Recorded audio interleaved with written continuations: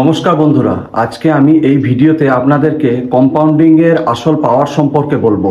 সাথে জানবো stock market এবং বাস্তব জীবনে এটা কিভাবে কাজ করে। এই ভিডিও 100% আপনাদের কাছে হেল্পফুল হতে চলেছে, কারণ এই ভিডিওর মাধ্যমে আপনারা ইনভেস্টমেন্ট সম্পর্কে অনেক অজানা তথ্য জানতে পারবেন। বন্ধুরা, আমরা যখন ইনভেস্টমেন্ট সম্পর্কে ভাবি তখন আমাদের মাথাতে আসে আমাদের টাকা হয়তো 10 বছরের মধ্যে ডবল হয়ে যাবে, কারণ আমরা মাথার মধ্যে সাধারণত সিম্পল ইন্টারেস্টের ক্যালকুলেশন করে থাকি। আপনাকে যদি প্রশ্ন করা হয় 1 লাখ টাকার ইনভেস্টমেন্ট 10% হারে 10 বছরের জন্য কত হবে, আপনারা অনেকেই উত্তর দেবেন 2 লক্ষ টাকা।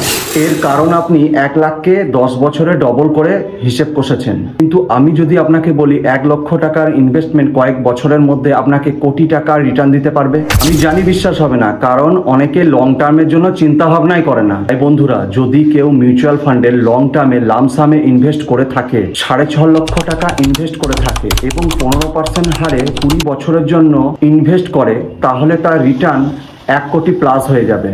ঠিক একইভাবে 1 কোটি যদি আবার আগামী 5 বছরের জন্য ইনভেস্ট করা হয়, তাহলে সেটা 2 কোটি হয়ে যাবে। ঠিক একইভাবে 1 কোটি আবারও বেড়ে যাবে 3 বছরের ইনভেস্টমেন্টে। এইভাবে ইনভেস্ট করলে প্রত্যেক বছর 1 কোটি করে রিটার্ন বাড়তে থাকবে। আর এটাই হচ্ছে কম্পাউন্ডিং এর পাওয়ার। এখানে বেসিক নিয়ম হচ্ছে এটাই, এখানে ইন্টারেস্ট থেকে ইন্টারেস্ট অ্যাচিভ করা যায়। এগুলো ফলো করে ধনীরা আরো ধনী হয় এবং মধ্যবিত্তরা পিছনে পড়ে থাকে।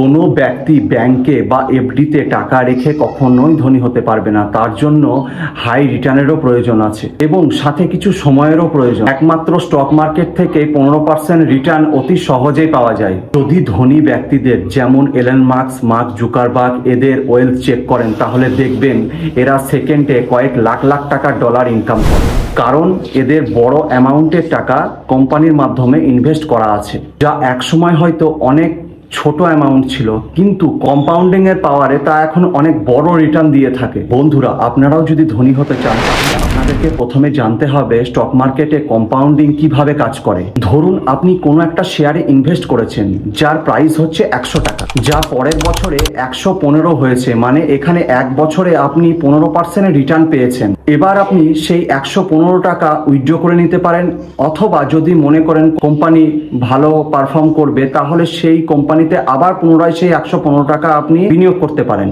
তাহলে আপনি কম্পাউন্ডিং এর মাধ্যমে 115 টাকার উপর এবার রিটার্ন পাবেন। এইভাবে কোম্পানির শেয়ার যদি 15% হারে ইনকাম করতে থাকে, আগামী 5 বছরের মধ্যে আপনার টাকা ডবল হয়ে যাবে। এভাবেই আপনার টাকা বাড়তে থাকবে। কোম্পানির গ্রোথ দেখে ভালোভাবে অ্যানালাইসিস করে কোম্পানিতে আপনি বিনিয়োগ করতে পারেন। বেশিরভাগ সাকসেসফুল ইনভেস্টরদের সাকসেস যদি আপনি দেখেন, তাহলে দেখতে পাবেন লং টার্মে ইনভেস্টমেন্টে সব থেকে বেশি সাফল্য এসেছে, আর তারা ইনভেস্ট করে বারবার কখনোই বাই সেল এগুলো করে না।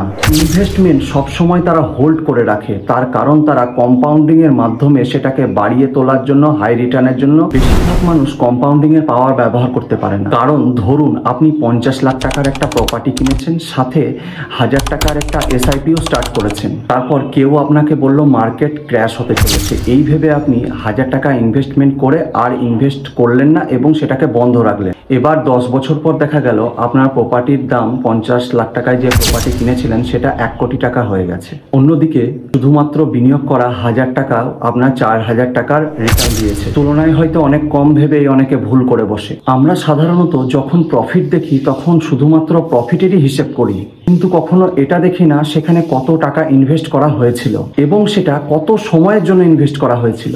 আর এজন্যই কম্পাউন্ডিং এর অ্যাকচুয়াল রেট বুঝতে আমাদের অসুবিধা হয়। দেখুন, ইনভেস্টমেন্ট থেকে শুরু করে জীবনের প্রতিটি ক্ষেত্রে কম্পাউন্ডিং কাজ করে। তফাৎ শুধু গ্রো হওয়ার জন্য সময়ের। এই যে 50 লাখের প্রপার্টি 10 বছরের জন্য ইনভেস্ট করে সেটা 1 কোটি হয়েছে, মানে এখানে 7.5% রিটার্ন পাওয়া গিয়েছে। অন্যদিকে এসআইপিতে বিনিয়োগ করা 1000 টাকা 4000 টাকা রিটার্ন দিয়েছে, সেখানে 15% রিটার্ন এসেছে। তাহলে বুঝতেই পারছেন প্রপার্টিতে রিটার্নের তুলনায় এসআইপিতে রিটার্ন তুলনামূলক দ্বিগুণ হতে পারে। আমাদের দেশের ইনফ্লেশন রেট 6 থেকে 7% আছে। সেই হিসাবে হিসেব কষলে দেখা যাবে প্রপার্টি থেকে 1% ইন্টারেস্ট রেট আপনি শুধুমাত্র পেয়েছেন, তা ইনফ্লেশনের মাধ্যমে অ্যাডজাস্ট হয়ে গেছে। এবার প্রশ্ন হচ্ছে ইনফ্লেশন মানে কি করে?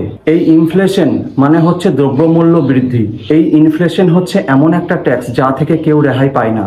অনেকেই ভাবেন আপনারা হয়তো যে ইনকাম কম বা ট্যাক্স ফাঁকি দিয়ে হয়তো ট্যাক্স ভরেন না, তাই ট্যাক্স নিয়ে কোনো চিন্তার কোনো কারণ নেই। কিন্তু বাস্তব হচ্ছে এটাই, ভারতে প্রতিটা ব্যক্তি কম্পাউন্ডিং এর মাধ্যমে, ইনফ্লেশনের মাধ্যমে ট্যাক্স পে করে থাকে।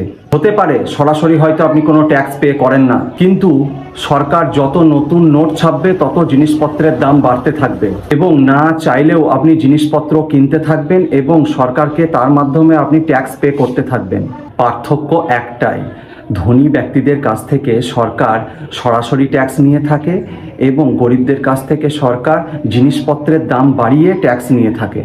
অনেকেই হয়তো বুঝতে পারে না সরকার তাদের থেকে কিভাবে ট্যাক্স নিচ্ছে, আর ঠিক এই কারণেই অনেকে হয়তো ইনকামও করে এবং সেভিংসও করে, কিন্তু তারপরেও তাদের হাতে কোনো টাকা থাকে না। তাই ট্যাক্স নিয়ে কোনো ভয় পাবেন না, কারণ এটা আপনাকে ভবিষ্যতে যখন অনেক টাকা থাকবে তখন আপনাকে ভরতে হবে। ভয় তো পাওয়া উচিত আপনাকে সেই ট্যাক্স সম্পর্কে যা ইনফ্লেশনের মাধ্যমে আপনি এখন ভরে চলেছেন। তাই নিজের মানসিকতা সেভিংস ছেড়ে ইনভেস্টমেন্টের দিকে নিয়ে আসুন, কারণ আমাদের ভারতীয়দের সেভিংস নিয়ে চিন্তাভাবনা অনেক এগিয়ে, কিন্তু ইনভেস্টমেন্টের দিক থেকে চিন্তাভাবনা অনেক পিছিয়ে। অনেকেই হয়তো প্রশ্ন করবে, এই বিষয়টি যদি এতটাই গুরুত্বপূর্ণ তাহলে কেন এই বিষয় নিয়ে তেমন কথা হয় না? দুঃখের বিষয় হলো, যারা এই সব বিষয়গুলো নিয়ে বেশি জানে, যেমন ব্যাংকার্স, ইন্স্যুরেন্স কোম্পানি, ব্রোকার, তারা নিজেদের স্বার্থে শুধুমাত্র এমন কিছু ইনভেস্টমেন্ট সম্পর্কে বলবে যেগুলো থেকে শুধুমাত্র 7 থেকে 8% রিটার্ন পাওয়া যায়। এরা কখনোই আপনাকে আসল শক্তি সম্পর্কে বলবে না। এরা কখনোই আপনাকে বলবে না যে ভালো মিউচুয়াল ফান্ডের শেয়ারে বা ভালো কোনো কোম্পানিতে ইনভেস্ট লং টার্মের জন্য করতে হবে, তাহলে ভালো রিটার্ন আপনি পাবেন। কারণ তারা বললে তো আপনি আর ব্যাংকে টাকা রাখবেন না, কোনো ইন্স্যুরেন্সের পলিসি কিনবেন না বা ব্রোকারদের মাধ্যমে কোনো ট্রেডিং করবেন না। এক কথায় এজন্যই তারা আপনাদেরকে সম্পূর্ণরূপে ম্যানিপুলেটেড করে রাখে। যদি নিজেকে ফাইন্যান্সিয়ালি দিক থেকে ইন্ডিপেন্ডেন্ট করে তুলতে চান, তাহলে সবার প্রথমে নিজের মানসিকতাকে আপনার পরিবর্তন করতে হবে। অনেককেই বলতে শুনি ইনভেস্টমেন্ট করার জন্য টাকা কোথায়, বা ইনভেস্ট করার জন্য এখন সঠিক সময় নয়। কিন্তু যদি আপনি মার্কেট রিসার্চ করতে শিখে যান, তাহলে আপনার অযথা অপচয়ের সামান্য অর্থ আপনাকে ভবিষ্যতে ভালো রিটার্ন দিতে পারে। কারণ স্টক মার্কেটে ন্যূনতম 100 টাকা থেকে ইনভেস্টমেন্ট শুরু করা যায়। আপনি যদি ফাইন্যান্সিয়ালি ইন্ডিপেন্ডেন্ট হতে চান, তাহলে সবার আগে নিজের নলেজকে ইমপ্রুভ করতে হবে আপনাকে।